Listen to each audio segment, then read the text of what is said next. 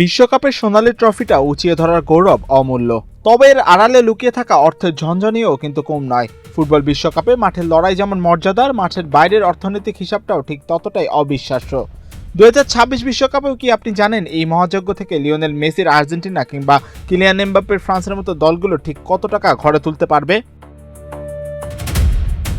ফিফার প্রাইজ মানির এই বিশাল অঙ্ক শুনলে যে কারো চোখ কপালে উঠতে বাধ্য।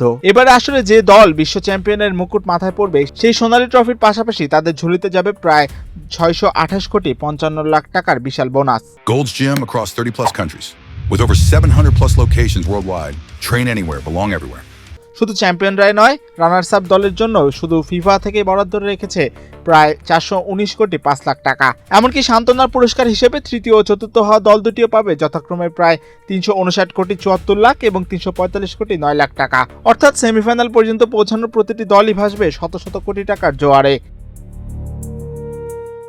এদিকে নকআউটের টিকিট কেটে কোয়ার্টার ফাইনালে ছিটকে যাওয়া 8টি দলের প্রত্যেকে নিশ্চিত করে ফেলেছে প্রায় 246 কোটি 49 লাখ টাকা। পিছিয়ে নেই শেষ 16 কিংবা নতুন নিয়মের শেষ 32 থেকে বিদায় নেওয়া দলগুলো। টাকার হিসাব করলে তাদের পকেটেও যাচ্ছে সর্বনিম্ন 150 কোটি টাকার মতো প্রাইজ মানি। এমনকি 48 দলের এই বিশাল টুর্নামেন্টে যারা গ্রুপ পর্বের বাধা টপকাতে না পেরে শুরুতেই বিদায় নিচ্ছে, সান্ত্বনা পুরস্কার হিসেবে তাদের জন্য থাকছে প্রায় 123 কোটি টাকার মতো মোটা অঙ্কের অর্থ। দিন শেষে ফুটবল বিশ্বের সব পরাশক্তির মূল চোখ ওই 6.5 কেজি ওজনের নিখুঁত সোনার ট্রফিটার দিকেই থাকে। তবে এর সাথে বোনাস হিসেবে যুক্ত হয় বিশাল প্রাইজ মানি টুর্নামেন্টের উত্তেজনাকে বাড়িয়ে দেয় বহুগুণ। মাহিউজ্জামান, বাংলাদেশ প্রতিদিন।